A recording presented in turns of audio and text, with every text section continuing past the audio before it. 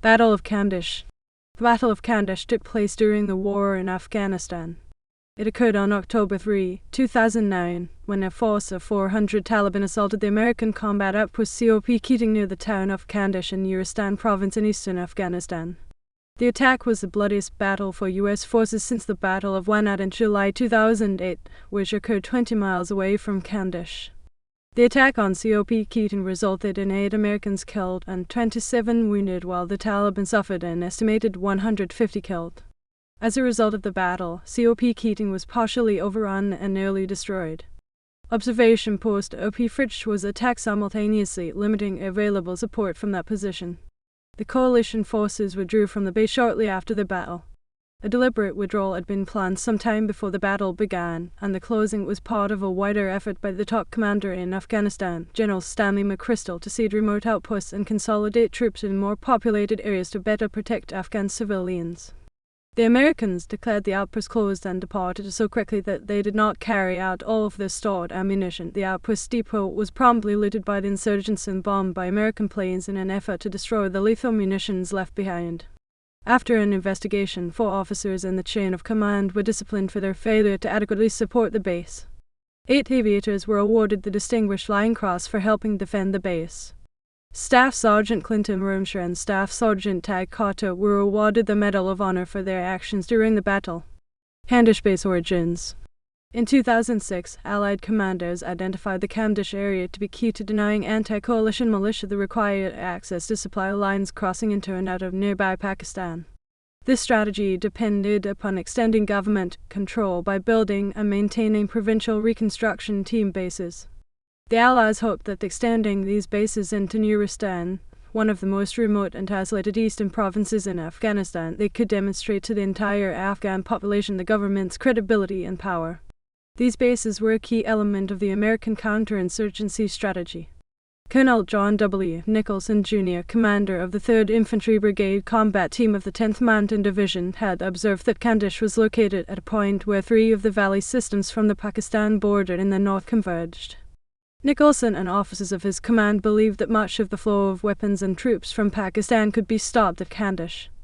Gul Mohammad Khan, the government administrator for Kamdesh district, lived at the intersection of the Landasan and Dari-Kashos rivers. These valley and road intersections, combined with the political leadership in the area, inspired the positioning of the Nuristan PRT. The Nuristan Provincial Reconstruction Team Base was strongly recommended by Nuristan Province Governor Tamim Nuristani. On July 20, 2006, 20 meters.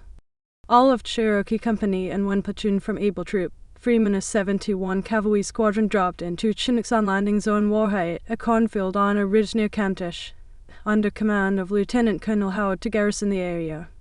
The camp was constructed by 3-71 Cavalry, 10th Mountain Division Reconnaissance, Surveillance, and Target Acquisition in the summer of 2006 and was manned by the Able Troop element until June 2007.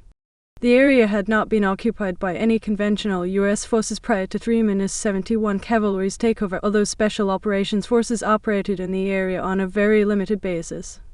The camp was originally constructed to be a PRTI, Provincial Reconstruction Team called PRT Kamdesh, but due to extremely high levels of fighting in the area, it remained a fire base instead of a PRT. In December 2006, it was renamed Camp Keating after the death of Able Troop 3-71 Cavalry 10th Mountain Division's Executive Officer Benjamin Keating, who died November 26, 2006, while conducting combat operations south of the camp. 3-71 Cavalry conducted many successful combat missions in the area surrounding the camp and repelled various attacks on the base. Terrain. The Kamdesh village and most of Nuristan is located in the Hindu Kush. This is a lofty mountain range characterized by steep slopes of enormous granite boulders separated by fast-moving rivers and deep narrow valleys. The climate of the area is hot summers, a monsoon season in the summer, and cold winters of ice and snow extending down into the valleys. The combination of volatile weather and rugged mountains make any kind of travel and life in general difficult and challenging. American military operations in Kamdesh were affected as soon as units began gathering for deployment in the area. Operation Deep Strike began on May 5, 2006. This was a redeployment from the Kaukai and Korangal valleys to Kamdesh. The pickup zone for Able Troop's 2nd Platoon was called BZ Reds, located on the side of an 8,000-foot mountain. It was nicknamed Hot Attack Ridge due to its steep slope and obstacles hazardous to low-flying aircraft. While attempting the pickup, a Chinook transport helicopter crashed in the darkness at 10:09 p.m. when the rear rotor hit a tree and the helicopter slid down the slope and over a cliff, exploding in flames and killing all the crew and passengers. There was an element of able Troop 3-71 CAV's 2nd Platoon still left on the PZ after the crash that worked relentlessly to recover the bodies of their 10 comrades and destroy sensitive equipment in the wreckage. After marching into the proposed site for the Kamdesh provincial outpost, Captain Michael and Cherokee Company's 2nd Platoon were confronted by a large boulder in the middle of the site that made landing a helicopter in the PRT site impossible. The rock could not be demolished without raining fragments into the town of Ermal across the Landesin River. The landing zone was placed on the other side of the river on a rocky peninsula jutting into the river near Ermal. The separation of the landing zone and the fact that the site was surrounded by mountains on 3 sides made the site appealing because of the difficulty of mounting an effective defense. On August 8, 2006, 19 days after the first American landing, the PRT was attacked for the first time. Captain Frank Brooks, commanding at LZ Warhite, was dismayed to discover the PRT could not be quickly reached by LZ Warhite. The PRT site resembled the bottom of a funnel. It could not be seen or supported with indirect fire due to the multi-level and complicated terrain. The steep mountains rendered two-dimensional maps and landmarks useless. Eventually, supporting aircraft scattered the attackers, while air support provided decisive results. From August 8 to November 25 of 2006, strenuous efforts were made to supply and expand the PRT by supply convoys using the Landesin Valley Road from Nari FOB. Afghan contractors were unable to keep the narrow mountain road in safe condition, and convoys were subject to constant ambush from the surrounding mountains that lined the route. Despite recommendations not to drive the large supply vehicle, First Lieutenant Ben Keating took the wheel while returning an armored supply truck to the Nari FOB. He wanted to avoid risking the lives of his men while traveling on an unstable road subject to ambush with an overweight vehicle. During the highly risky convoy, the road collapsed under the weight of Keating's vehicle. He was thrown from the truck, which rolled over him and sank into the river. His death had a traumatic effect on the morale of 3-71 Cav. The Allies stopped using the Kamdesh-Nari road. Combined with difficult conditions for air supply and little support from the local population, supply to what was renamed Camp Keating on November 26, 2006, was wholly inadequate. As it became obvious that COP Keating was too isolated, indefensible, and impossible to supply, plans were made to close it beginning in December 2008. Insurgency. The population of Nuristan is ethnically distinct from the rest of Afghanistan and divided into 4 major groups: the Qom, Qatar, Kashars, and Kalasha. These subgroups were in turn divided into clans and sects depending on lineages and the interpretations of individual religious leaders. These groups could clash violently over water rights, pasture, and religious beliefs. 5 languages and various dialects are spoken by these groups, rendering translators from other areas of Afghanistan useless. The Soviets had to contend with a rebel group known as the Dawlat of Eastern Nuristan. They professed a Salafi version of Islam and were hostile to any political rivals. The Nuristanis had resisted Islam as late as the year 1895, and before that had been considered a Hindu nation. Islamic invaders called them Kafir or heathen, with a long tradition of violently resisting outsiders and their beliefs. Resistance in Nuristan revolved around a specific group of Islamic fighters known as Hizb Islami Gulbuddin or HIG. During the Soviet occupation, HIG received more support from the CIA than any other Mujahideen resistance group.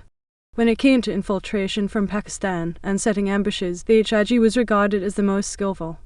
In 2006, HIG was actively resisting the Afghan government.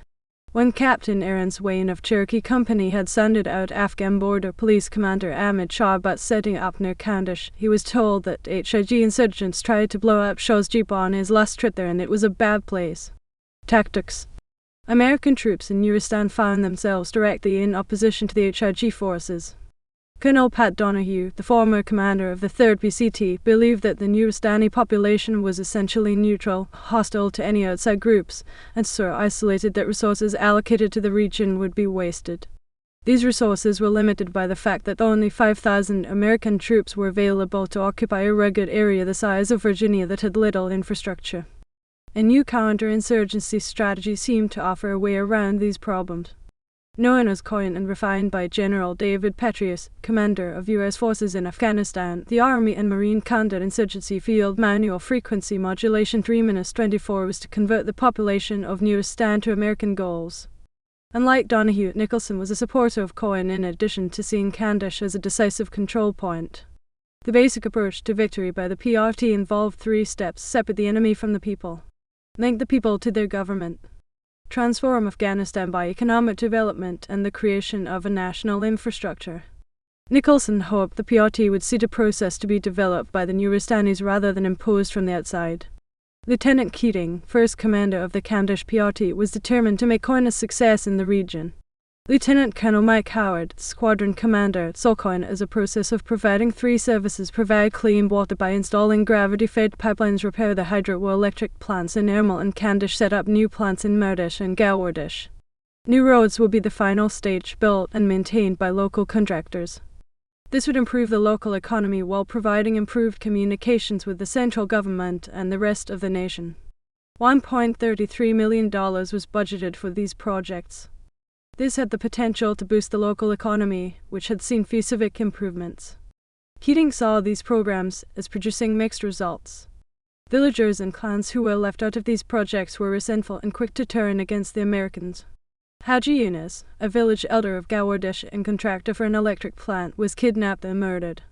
A note was attached to his body which said, "Don't work with coalition forces, this will happen to you." The note was signed Mullah Omar. Omar was the top Taliban leader, but U.S. intelligence stated that HIG had done the killing, crediting Omar to instill more fear due to Omar's greater reputation. Constant ambushes and firefights along the road to Nari did little to relieve Keating's doubts.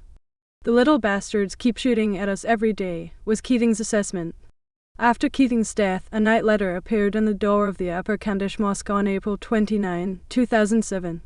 The letter stated, "At the present time, for those who work and obey the American devils by taking contracts for building schools, road, and power plants, also those who work as police, district administrators, and commanders, as well as sold-out mullahs who deny Allah's orders and holy war and deny the Holy Quran, we are telling you that we are continuing our holy war in Allah's will. Soon we will start our operations." This letter was written in Pashto and signed Mujahideen.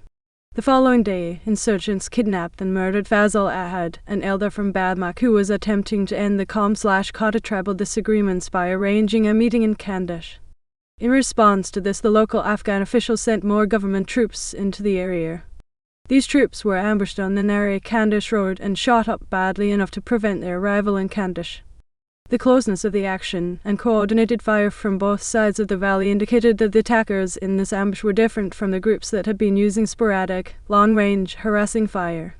The latest acronym for attackers used by the Americans was AAF, for anti-Afghan fighters. These AAF were more professional and probably represented groups from areas outside of Nuristan.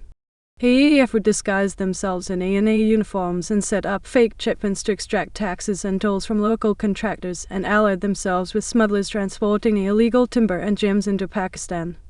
Urdu and Pashtun HIG warriors brought arms and ammunition from Pakistan. Their checkpoints and taxes was used to finance AAF operations. On the whole, the AAF was a broader-based and more formidable force in 2007 than before the American invasion and represented a significant escalation.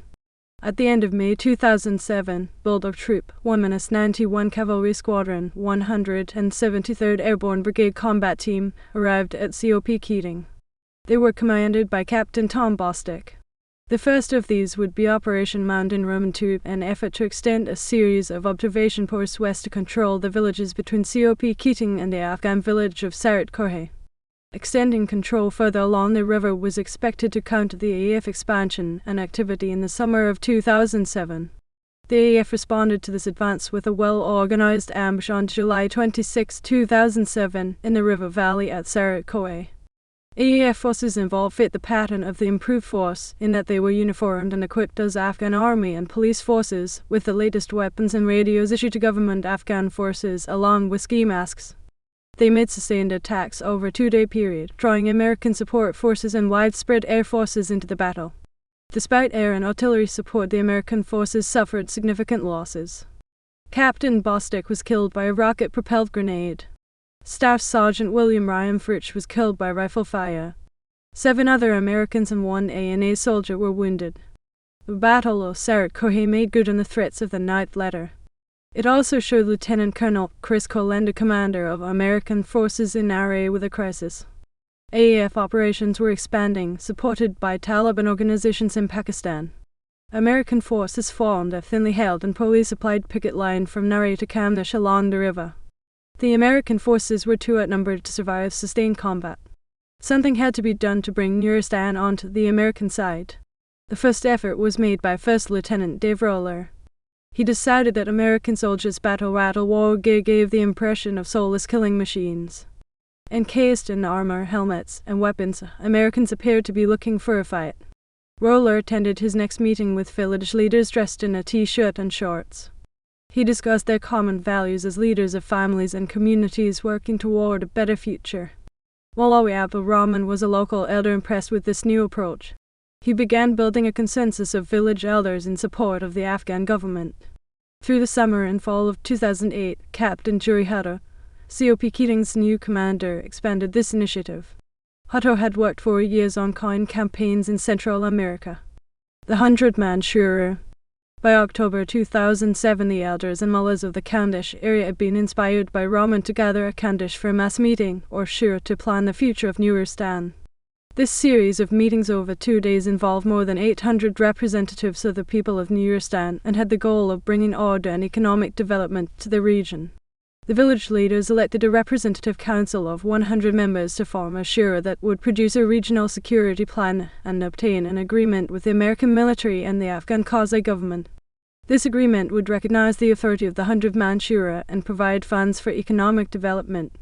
Formalized as the commitment of mutual support, the agreement also provided the SHURA would provide local security in return for an end to uninvited American military searches of local towns and mosques. From November through January 2008, members of the SHURA traveled the villages of the Kamdesh area, informing the residents of the support agreement and stating that the era of holy war was over and that local government would bring peace and prosperity. This agreement did bring down the level of combat in the Kamdesh area. In the year that followed the agreement, ANA and American deaths dropped from 30 to 3. The SHURA began to falter by October 2008. The initiating ISAF forces of 1-91 Cavalry had returned home, replaced by 6th Squadron, 4th Cavalry Regiment, 3rd Brigade Combat Team, 1st Infantry Division. On October 28, the commander of COP Keating, Captain Robert J. Ilescas, was severely wounded in a targeted assassination attempt with a remotely detonated IED less than 400 meters from the outpost. He later died from his wounds on December 1. The assassin was later found in Ermal and appeared to have the assistance of one of the Afghan day laborers at Camp Keating and the acquiescence of Ermal's elders. Ilescas' charismatic relations with the SHURA had supported the transition from 1-91 Cavalry to 6th Squadron, and the SHURA's influence and collaboration with ISAF forces declined from this point. Final operations. COP Keating became increasingly isolated in the summer of 2009. Ground resupply became almost impossible due to the area's limited roads and the threat of insurgent attacks. Furthermore, Camp Keating's location, surrounded by mountains on 3 sides, exposed helicopters and the outpost garrison to insurgent fire. Towards the end, resupply flights were limited to moonless nights when near total darkness offered some protection to helicopter crews and their craft. The nearest attack helicopters were located in Jalalabad, a 30-minute flight away. OP Fritsche was established to provide overwatch for COP Keating and was manned by a mix of US and Afghan national forces. US Army soldiers at both outposts had been ordered to prepare to evacuate the outposts and had informed local Afghan leaders of their intention to do so. Bravo Troop, 3rd Squadron destroyers, 61st Cavalry Regiment manned COP Keating. In addition, Afghan national forces manned checkpoints and roadblocks at various locations around the area. At the time, Afghan national forces were supervised and trained by members of the Latvian Operational Mentor Liaison Teams. The Allies planned to close COP Keating by August 2009, but the move was delayed because of other military operations in a nearby district. Because Keating was scheduled for closure in the near future, coalition leaders had decided not to make more than minimal efforts to improve fortifications at the base. Coalition forces received 3 human source intelligence reports sometime before the battle indicating that insurgents were planning an attack on the outposts. Because the reports had not been verified by other intelligence sources, such as electronic intelligence, the reports were discounted. Battle.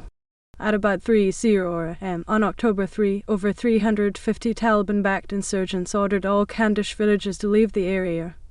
At 6:00 am, the fighters opened fire from all sides of the outpost with mortars and rocket-propelled grenades, immediately putting the Americans' mortar pit out of action.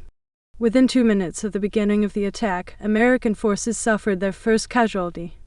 Observation post Fritsche was attacked simultaneously, limiting available support from that position. Coalition forces responded with small arms fire, mortars, and, by the afternoon, helicopters, heavy artillery, and airstrikes. The attackers overran Keating's perimeter defences about 48 minutes into the battle. Breaches occurred at a latrine area close to the perimeter wire, also the main entrance where civilian Afghan security guards were overwhelmed, and from the east and south where Afghan National Army soldiers were stationed. Despite the efforts of 2 Latvian military advisors, First Sergeant Janis Lakus and Corporal Martin Stabelink, who tried to convince the Afghan National Army forces not to flee, the Afghan defenders quickly broke and ran. U.S. soldiers reported that none of the Afghan soldiers held their ground. During and after the battle, some of the Afghan soldiers stole items, including digital cameras and protein drinks belonging to American soldiers at the base. Once inside, the attackers set fire to the base, burning down most of the barracks. Within the first hour, the American and Latvian defenders had collapsed to a tight internal perimeter centered on the 2 buildings that were not burning. Regrouping there, they pushed out teams to retake much of the outpost. They expanded the perimeter all the way back to the entry control point into the buildings on the western edge of the outpost, which became their final fighting position.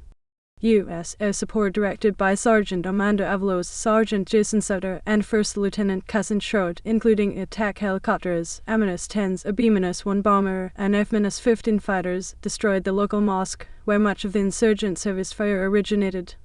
Once OP Fritsche soldiers gained control of their mortar pit, Sergeant Avalos began directing indirect support to help the defense of COP Keating.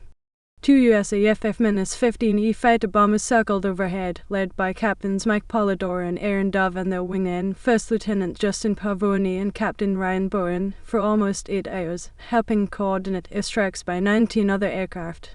The insurgents began to retreat later in the day. Quick Reaction Forces QRF from 1st Battalion, 32nd Infantry Regiment did not reach the outpost until 7:00 p.m. that day, while insurgents remained in parts of the outpost as late as 5:10 p.m. Relief had been slowed in reaching COP Keating due to a lack of available aircraft and density of terrain. Members of 10th Mountain Division's 1-32 Infantry Regiment were airlifted to the nearest helicopter landing zone on OP Fritsche and arrived at approximately 2:00 p.m. as recalled by a soldier on scene. After assisting with securing the OP from potential follow-on attacks, members of the Quick Reaction Force descended from the mountains peak to COP Keating on foot. While en route, the platoon encountered a planned ambush on the side of the mountain, resulting in 3 confirmed enemy KIA at approximately 6:00 p.m. After dispensing with the enemy, QRF continued their descent and entered the outpost at approximately 7:00 p.m. At such time, the platoon cleared the remaining areas of the outpost which members of 3-61 had not yet retaken. Within moments of entry, members of the QRF discovered and confirmed the death of Sergeant Joshua Hart, who until this time had been MIA. Follow-up attacks attempted by Taliban forces were subsequently thwarted by U.S. aircraft. List of American fatalities.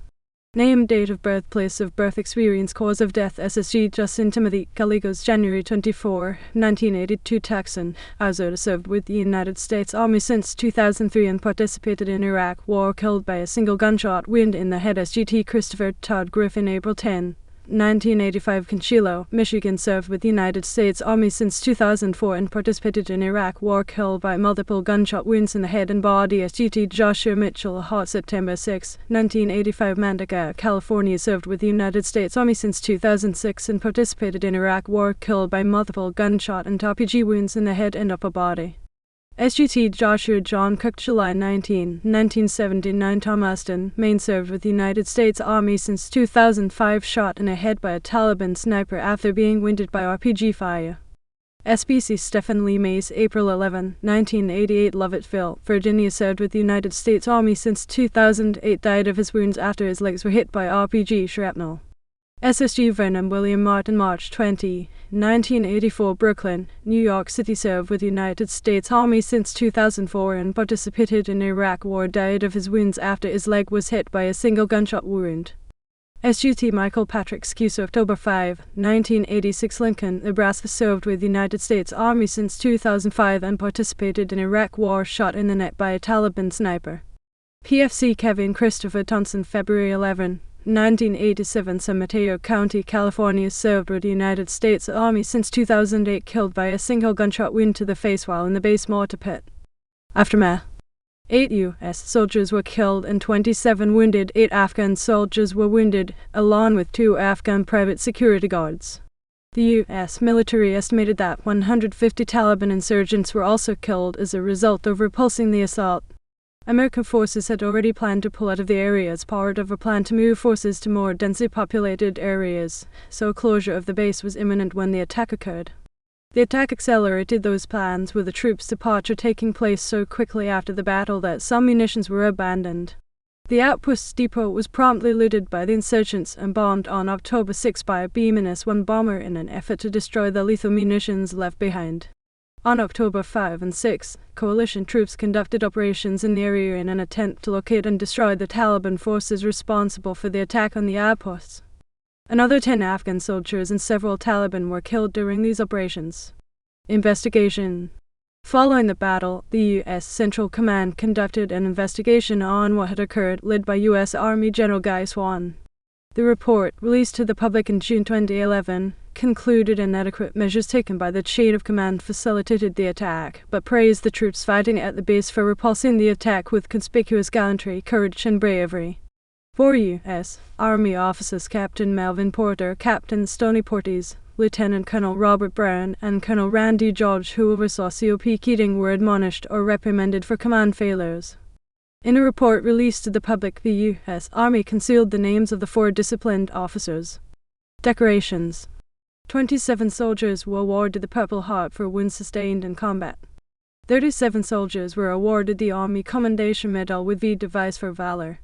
3 soldiers were awarded the Bronze Star Medal, and 18 others the Bronze Star Medal with V Device for Valor. 9 soldiers were awarded the Silver Star for Valor. Staff Sergeant Justin Gallego Silver Star was later upgraded to a Distinguished Service Cross. First Lieutenant Andrew Bunderman's Silver Star was upgraded to a Distinguished Service Cross as well.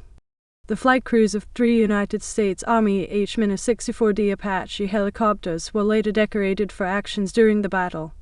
Captain Matthew Kaplan, CW-3 Ross Llewellyn, CW-3 Randy Hoff, CW-4 Gary Wingert, CW-4 Chad Bardwell, and CW-4 Chris Wright were awarded the Distinguished Flying Cross for conducting close combat attacks on the Taliban during the battle. Captain Michael Polidor and Captain Aaron Dove, pilot and weapons systems officer of one of the F-15E aircraft coordinating close air support, were also awarded the Distinguished Flying Cross. Medals of Honor. On 11 February 2013, President Barack Obama presented the Medal of Honor to Staff Sergeant Clinton Romsher, a survivor of the battle. He became the 4th surviving soldier from the Iraq and Afghanistan conflicts to be awarded the Medal of Honor due to courageous actions during the battle. Staff Sergeant Ty Carter, then specialist, was also awarded the Medal of Honor for his courage during the battle. He was awarded the medal on 26 August 2013. In popular culture, the Battle of Kamdesh is documented in a 2017 book, Red Platoon, A True Story of American Valor by Clinton Romsher, a former United States Army soldier who received the Medal of Honor for his actions during the Battle for Combat Outpost Keating in Nuristan, Afghanistan. The battle is also the main focal point of the 2020 film The Outpost, which was in turn based on the book The Outpost, an untold story of American valor by Jake Tapper. The Netflix documentary series Medal of Honor includes an episode detailing the actions of Clinton Romsher and Ty Carter. Books. Tapper, Jake. The Outpost. New York, Little Brown and Company, 2012. Romsher, Clinton. Red Platoon. New York, Penguin Random House, 2016.